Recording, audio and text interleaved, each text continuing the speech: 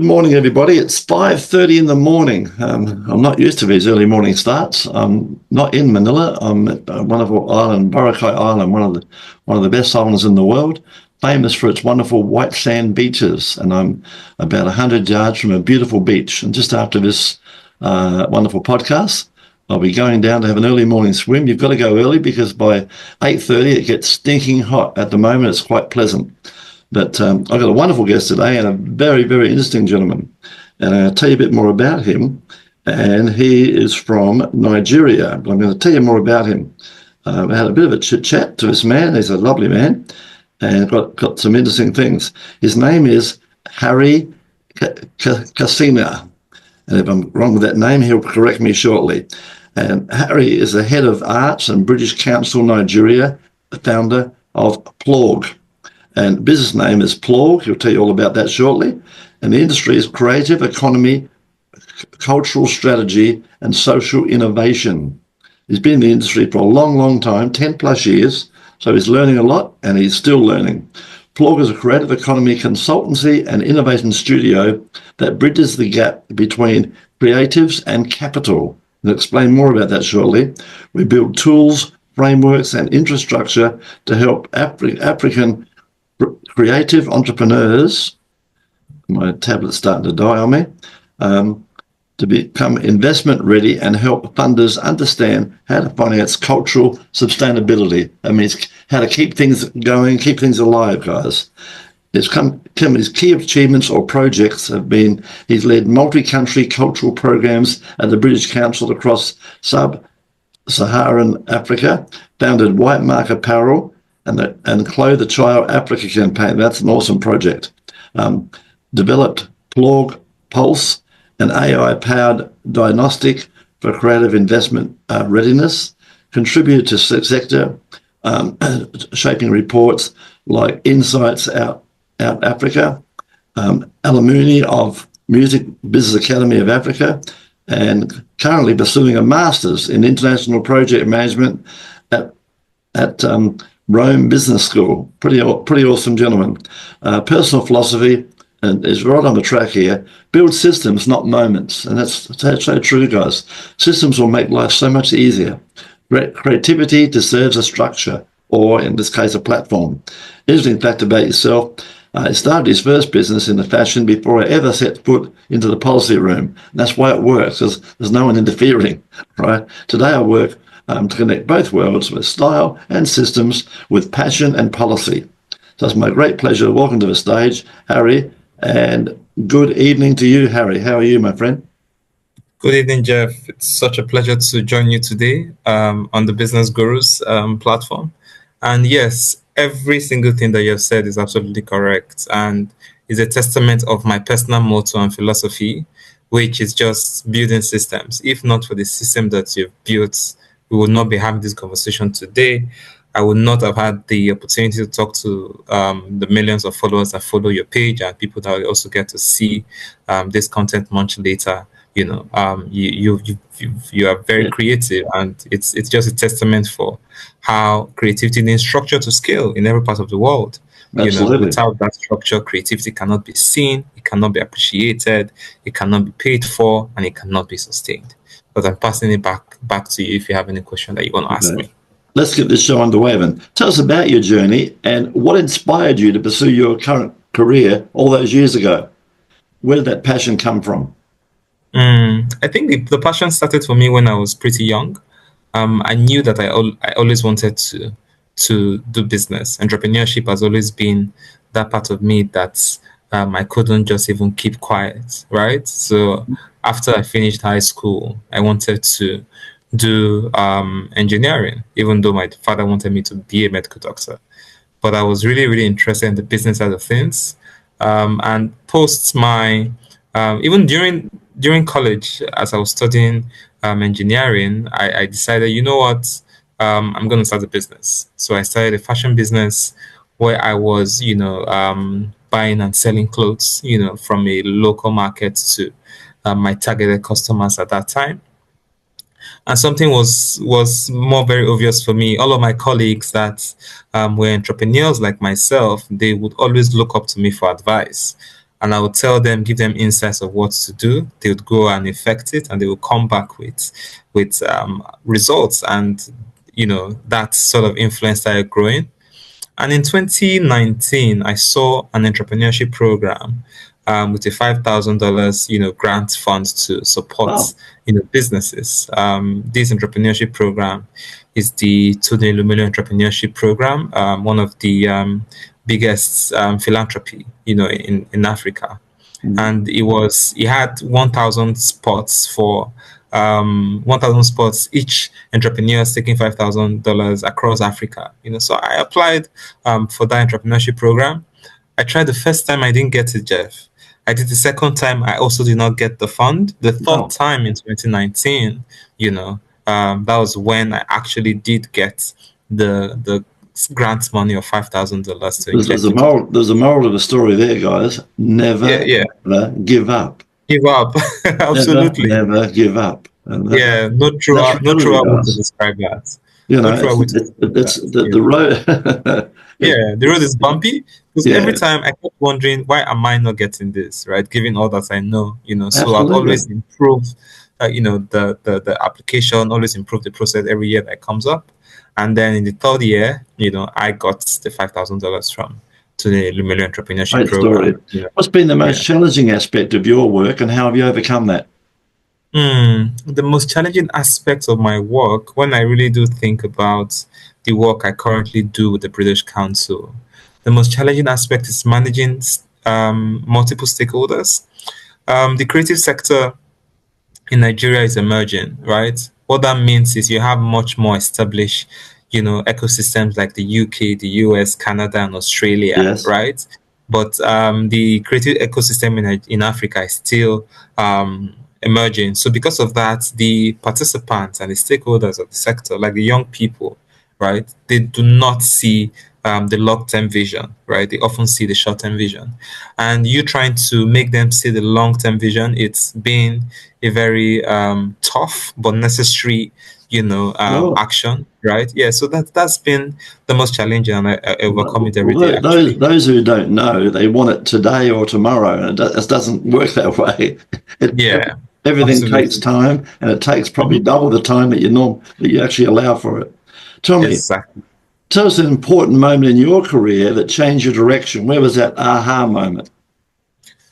The first aha moment in my life has been when I got, after the second trial, I got the grant, right? It was, aha, now I know what I'm doing. Now I'm here, right? The second aha moment was when I was applying for multiple jobs, because I was really passionate about supporting the growth of the ecosystem. And then I saw two opportunities, right? An opportunity that was going to relocate me to the UK to start working for a design company. And then I applied for that. I applied as a project manager. And after the interview, the CEO of the company looked at me and said, Harry, you know what? You're too qualified to be a project manager, right? We're going to give you an opportunity next 2 weeks to apply to be a programs manager, right? At that moment was also a aha moment for me, right? Because it showed how much my experience. What a wonderful, But the thing is, Harry, by putting yourself in that position, you created that opportunity. Opportunities don't come and knock on your door, right? No, they do not actually. But sometimes they do. Depends, very rarely. You've got to create them. You've got to be out there. You've got to be thinking. You've got to be creative, and I can't do it this way. Let's try another way, right? Yeah, absolutely. Tell me, in your opinion, what have been the key qualities or skills that have contributed to your amazing success? I think the first would be emotional intelligence. Right, just understanding how EQ plays an important role in making sure that your IQ, right, is seen and appreciated is one. I think consistency as well, right? Absolutely. Has also been one of that. I think also thirdly for me is I have a no give up mentality. Right. Yeah. The other thing you did mention in your bio, which I loved, is you learned early to create systems. That makes the journey a bit smoother, doesn't it? Yeah, yes, it does. Yes, it does. Creating systems, both in your personal and professional life, would make your life a lot easier and to get you to the destination quicker, Well, it helps you. actually. You can scale then. Once you've got a system, you can scale it up, right? Absolutely. Tell me, Harry, you're obviously highly motivated. How do you stay motivated and continue to innovate in your field? What's your secret there?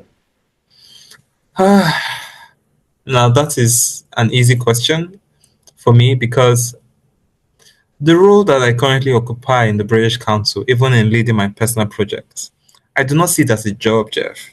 I see it as my Mhm. life purpose. And I'm going to tell you something really fascinating. I always think that if I have a particular action to do and I do not do it, I am robbing someone of the opportunity in the future, right? Absolutely. Mhm. Yeah. So when I know that somebody's life destiny is in my hands, right, and me not getting my ass up to go to work or to finish I a love it. particular proposal, Yeah. right, will cost someone an opportunity for a lifetime. Yeah. There's nothing more motivating than that for me, Well, that's actually. why I'm up at 5:30 in the morning to do these podcasts.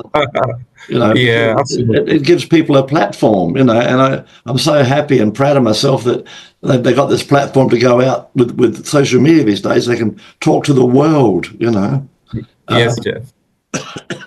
tell us about a recent project or achievement you're particularly proud of. Okay.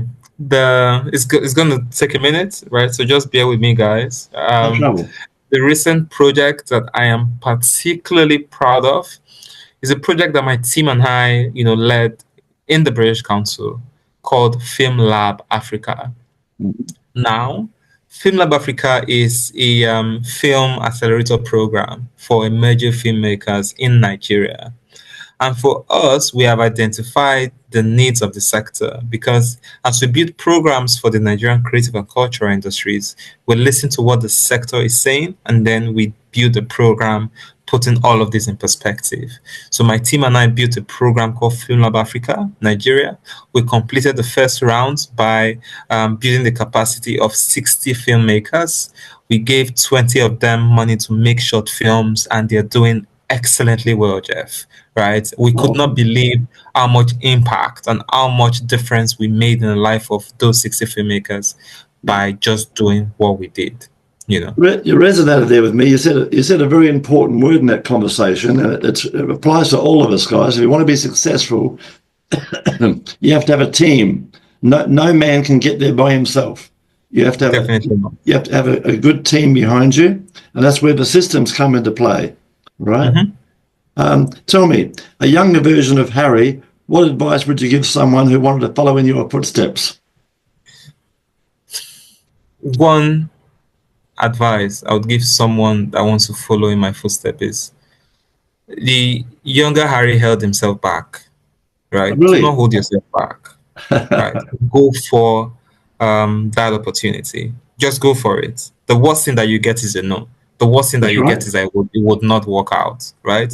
Well, you learn from And that, right? You learn and yeah, persevere. yeah. So I don't think I've ever failed, right? I just see myself as when I get to this wall, right?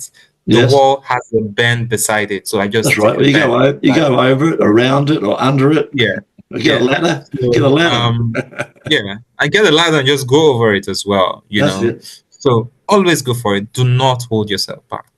Yeah, Yeah. I love it. Looking ahead, Harry, what are your goals? Excuse me, bad cough. Looking ahead, what are your goals and aspirations for the future? Looking ahead, for myself is to hmm. So I started this project, this company called Ploorg, which you read about earlier. Yes. And when I look ahead, really, I see myself being investing fully in Ploorg. And what Ploorg intends to do is just bridge the gap between capital, finance, and the creative sector, right? And sort of support more growth of the sector through that. So looking ahead, I see myself pouring myself into Ploorg and just allowing Ploorg deliver and support the creative ecosystem. And also looking ahead, I see myself going back to fashion, right? And just having a peaceful life with my family as well. Right. Tell me, Harry, we're about to wrap this up shortly, but how can our listeners and people watching this amazing podcast, what's the best way for them to reach out and find out about your journey and your services? What's the best way? It's actually on LinkedIn, right? LinkedIn is the best way to reach out to me. My name on LinkedIn is 𝐊𝐢𝐭𝐡. I'm sure Jeff would pop it, Yep. somewhere. It's on the screen right now. Yeah. It's 𝐊𝐢𝐭𝐡. That's the best way to reach out to me. You have my undivided attention. Lovely. Actually. And the other thing too, guys, we'll be putting this wonderful podcast across every social media channel that's out there with all of Harry's social links, so you have the opportunity to reach out and do that, guys. If you're just starting out on a journey, or you'd like to, if you're especially in Nigeria or other countries such as Nigeria, reach out to Harry, have a virtual cup of coffee or a glass of water, whatever, online, and have a chat. And he's always up for a chat. And he's been there and done the journey where you're starting out, and he's only too happy to help you and advise you, and maybe even cooperate with you, depending. Absolutely, Jeff. I'm more than happy to look at ways to collaborate with anybody that has the interest in that as well. Absolutely. Before we wrap it up, Harry, tell us a fun fact about yourself that most people don't know. I will call it a weird fact about myself, not a fun fact. Can I change it from fun to weird? Absolutely. Okay. You're a witch doctor. No, no, I wish. I wish I would have ended world hunger by now if I was one. The fun/weird fact about me is the best place that I often want to be is in airports, right? When you are moving from one country to the other and you have like a layover and you have this airport that you're waiting for your next connecting flight, right? That's one of the best places I like to be because it gives me the opportunity to meet new people, right? And just connect with everyone else, I don't know if that counts as fun or weird, but yeah. You're on mute, Jeff. Yeah, I'm now. Just coughing. It's a new chapter of your life. Every time I travel, I meet interesting people, and they're broad-minded people. They're like-minded people that they want to explore. It's like picking up a new book. It's so bloody fantastic. That's why I say I'm on holidays at the moment, and I'm meeting heaps of lovely people. And enjoy. And then what I personally do. To make sure it happens, because I've done this for a long time, I go back in my diary. As soon as I go back, I book my next trip for 3 months out. I don't care what I'm doing in 3 months' time. I know what I'm doing in 3 months' time. I'm doing another trip. Yes, absolutely. I'm looking forward to visiting. If you don't do it, life gets in the way. You make excuses. You go, I can't afford it, or I'm too busy. But if you're committed, you'll fit it in.